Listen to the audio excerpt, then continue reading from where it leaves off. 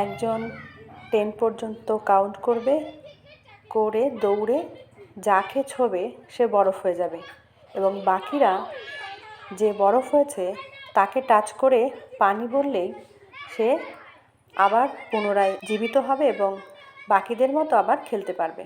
এইভাবে 3 বার যদি কাউকে বরফ বলে টাচ করা হয়, মানে একজন যদি 3 বার বরফ হয় তাহলে সে চোর হবে এবং পুনরায় আবার কাউন্ট করতে যাবে এবং বাকিদেরকে ছুঁয়ে বরফ বলবে।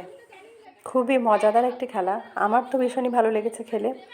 বরফ পানি শেষ হয়ে গেছে, এবার ওরা আমাকে বোঝাচ্ছে চিকলেট নামক আরেকটি খেলা, যেটাতে চিকলেট বলে কারোর নাম বলতে হবে, যার নাম বলবে যে চোর হবে সে তাকে মোর করবে এবং যখনই তাকে মোর করতে যাবে তখনই সে আরেকজনের নাম বলে দেবে।